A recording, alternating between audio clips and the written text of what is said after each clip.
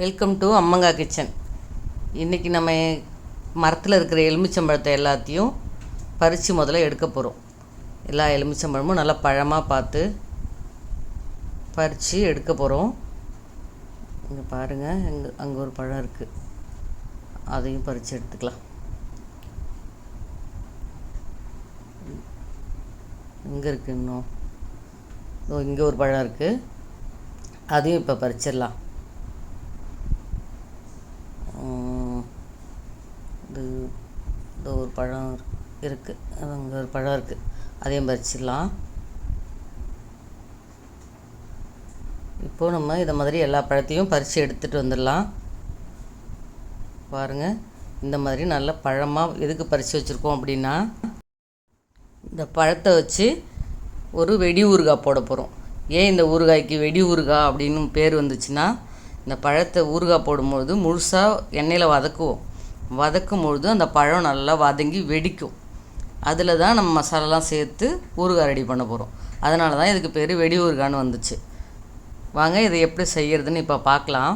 இந்த ஊறுகாய் செய்கிறதுக்கு எலுமிச்சம்பழம் நாட்டு பழமாக எடுத்துக்கணும். ஏன்னா நாட்டு பழம்னா தோல் மெலிசாக இருக்கும், ஜூஸ் நிறையா இருக்கும். இந்த மாதிரி நல்லா எல்லோ கலர் வர வரைக்கும் நல்லா பழுத்த பழமாக பார்த்து நம்ம அதை எடுத்துக்கணும்.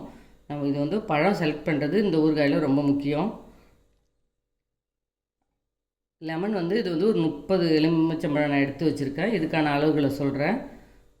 ஒரு 200 மிளகாய், 30 எலுமிச்சம்பழத்துக்கு 200 மிளகாய் அவசியம் தேவைப்படும்.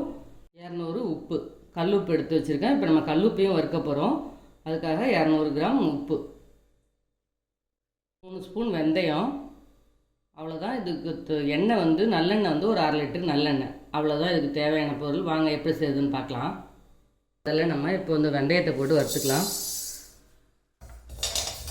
வெந்தயம் நல்லா வெடிக்க ஆரம்பிச்சிருச்சு, நல்லா வாசனையும் நல்லா வர ஆரம்பிச்சிருச்சு. இதுக்கப்புறம் நம்ம இதை வேறு ஒரு பிளேட்டுக்கு மாற்றிக்கலாம்.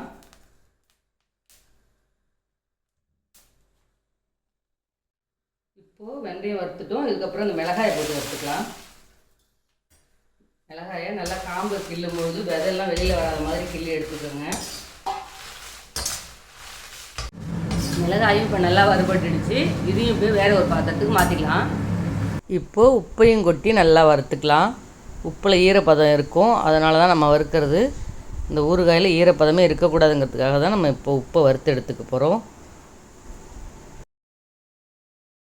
இப்போது உப்பும் நல்லா வறுபட்டுடுச்சு. இதை பாருங்கள், பொரியிற சத்தமும் கேட்குது. இதுக்கப்புறம் இதையும் ஆஃப் பண்ணிவிட்டு, அடுப்பை ஆஃப் பண்ணிவிட்டு எல்லாத்தையும் ஒன்றா சேர்த்து ஆற வச்சு நம்ம பவுடர் பண்ணி எடுத்துக்கலாம்.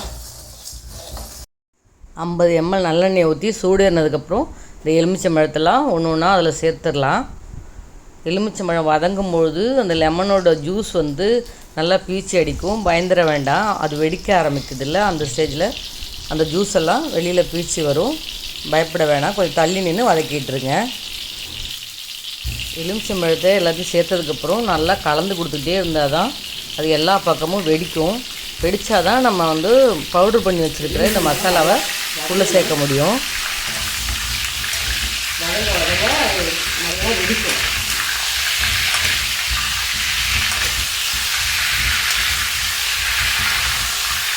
நல்லா கஷ்டத்தோடு வதங்கிட்டு பாருங்கள். அதுக்கு எல்லா எலுமிச்சம்பழமும் இந்த மாதிரி வெடிச்சுதுன்னா தண்ணி விட ஆரம்பிக்கும். அந்த ஜூஸ் எல்லாம் கொஞ்சம் வெளியில் ஏற்றுது.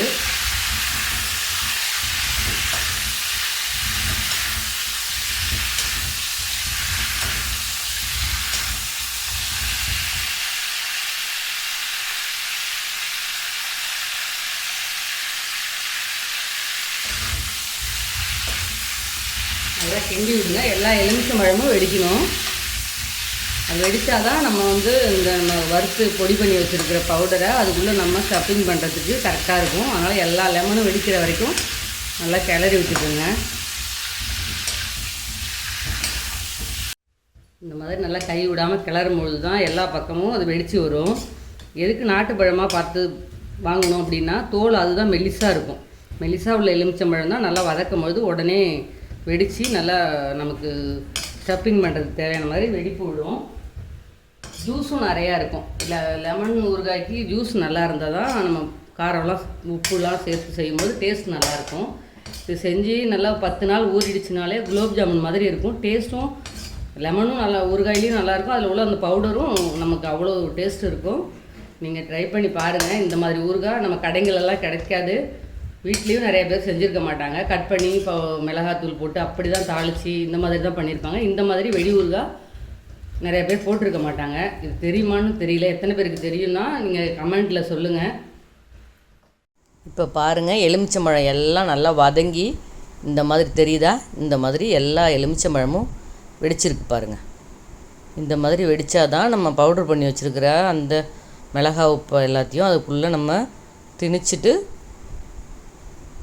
அது எல்லாத்தையும் நல்லா இது பாருங்கள், சாஃப்டாக இருக்குது பாருங்கள். வதங்கினதுக்கப்புறம் இந்த மாதிரி வதங்குச்சின்னா சாஃப்டாகிடும். இந்த மாதிரி வெடிப்பும் விட்டுரும்.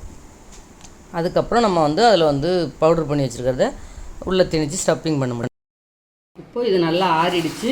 மிளகாய் பாருங்கள் சத்தம் எப்படி இருக்குண்ணா, வறுபட்ட சத்தம். இந்த அளவுக்கு நல்லா வறுத்துக்கணும். உப்பு, மிளகாய், வெந்தயம் எல்லாமே ஆறிடுச்சு. இது அப்படியே நம்ம பவுடர் பண்ணிக்க வேண்டியது மிக்சியில். எவ்வளோ முடியுமோ அந்த அளவுக்கு பவுடர் பண்ணிக்கோங்க. இது ஈரப்பதமே இல்லாததால் 2 வருஷம் ஆனாலும் ஊறுகாய் அப்படியே இருக்கும். முழுசாக அப்படியே குலோப் ஜாமுன் மாதிரி இருக்கும். நமக்கு தேவைப்படும் பொழுது ஸ்பூனால் அப்படியே எடுத்து கட் பண்ணிக்கலாம். அந்தளவுக்கு சாஃப்டாகவும் இருக்கும் ஊறுகாய். இந்த மாதிரி பொடியை நல்லா பவுடர் பண்ணி எடுத்துக்கலாம். உப்பு கொஞ்சம் கூட தான் இருக்கும், அதனால் பயப்பட வேண்டாம். நம்ம லெமன் ஜூஸ் நல்லா இருக்கும்ல, அது புளிப்பு எப்போவுமே எலுமிச்சம்பழத்துக்கு உப்பு கூட தானே போடுவோம், அப்போ கரெக்டாக இருக்கும். இது உள்ளே வச்சு நல்லா எவ்வளோ தூரம் முடியுமோ அந்த அளவுக்கு அப்படியே வச்சு நல்லா திணிச்சு விட்ருங்க. அப்போ தான் ஊறுகாய் ரொம்ப நல்லாயிருக்கும். அந்த பவுடரை அதில் நல்லா அப்படி திணிச்சு விட்டுடலாம். இதே மாதிரி தான் இன்னொன்று நான் செஞ்சு காமிக்கிறேன் பாருங்கள். இது அப்படி ஒரு விரலால் இப்படி போட்டுக்கோங்க. அதில் இப்படி அள்ளி வச்சு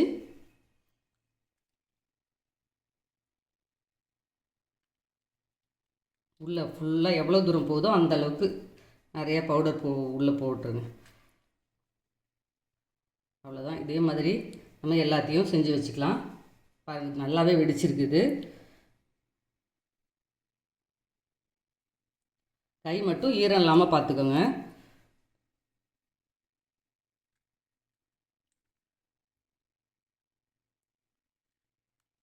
இப்போ 300 ml நல்லெண்ணெயை ஊற்றி நல்லா காய வச்சிடலாம். எண்ணெய் நல்லா காயட்டும். நல்லா புகை வர்ற அளவுக்கு காயணும். நம்ம அந்த பவுடர்லாம் அந்த லெமனில் போட்டுட்டோம். அதுக்கு நல்லா இது மாதிரி ஒன்று ஒன்றா பரப்பி தான் வைக்கணும். ஏன்னா எண்ணெய் கொதிக்க வச்சு ஊற்றுறப்போ எல்லா எலுமிச்சம்பழத்துலேயும் அந்த எண்ணெய் படணுங்கிறதுக்காக நான் இப்போ 2 பாத்திரத்தில் அது மாதிரி எடுத்து வச்சுருக்கேன். இப்போது நம்ம மிச்சம் இருக்கிற பவுடரை மேலே அப்படி தூவி விட்டுக்கலாம். இந்த மாதிரி தூவி விட்டுக்கலாம். நம்ம இந்த எண்ணெயை எரித்து அதில் ஊற்றி அது ஆறுனதுக்கப்புறம் நம்ம பாட்டில் எடுத்து வச்சுட்டு அதுக்கப்புறம் அந்த மேலே எண்ணெயை ஊற்றிடலாம். இப்போது பாத்திரத்தில் வச்சு இந்த எண்ணெய் சூடாக இருக்குங்கிறனால இது மாதிரி பாத்திரத்தில் நான் எடுத்து வச்சுருக்கேன். ஆறுனதுக்கப்புறம் நம்ம பாட்டில் எடுத்து வச்சுக்கலாம். எண்ணெய் இப்போ நல்லா சூடு ஏறிடுச்சு பாருங்கள், புகை வருது பாருங்கள். அந்த மாதிரி ஸ்டேஜில் தான் நம்ம அதை ஊற்றணும். நல்லா சூடு ஏறிடுச்சு. இதுக்கப்புறம் அடுப்பு ஆஃப் பண்ணிவிட்டு அந்த லெமனில் நம்ம இந்த எண்ணெயை ஊற்றிடலாம். எண்ணெயை அப்படி கொஞ்சம் கொஞ்சமாக எல்லா பக்கமும் படுற மாதிரி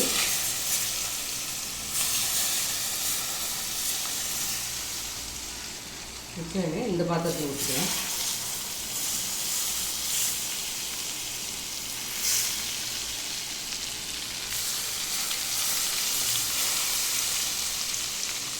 அவ்வளோதான். அப்புறம் நம்ம போட்டு மேலே தூங்கின பொடியெலாம் அடியில் இருக்கும். நல்லா மிக்ஸ் பண்ணிவிட்டு நம்ம பாட்டில் அப்படியே எடுத்து வச்சிட வேண்டியதான். நேற்று நம்ம இந்த ஊறுகாயை ரெடி பண்ணோம். இன்றைக்கி இந்த ஊறுகாய் நல்லா பாருங்கள், எண்ணெய்லாம் அப்படியே மேலே எழுதி மசாலாவோட நல்லா கலர்ஃபுல்லாக இருக்குது. இது அப்படியே ஒரு 10 days ஊறுச்சுன்னா நம்ம எடுத்து யூஸ் பண்ண ஆரம்பிச்சிடலாம். இது அப்படியே ஒரு பாட்டிலில் எடுத்து வச்சாச்சு. இன்னும் ஒரு 10 நாள் கழிச்சு எப்படி இருக்குதுன்னு பார்க்கலாம்.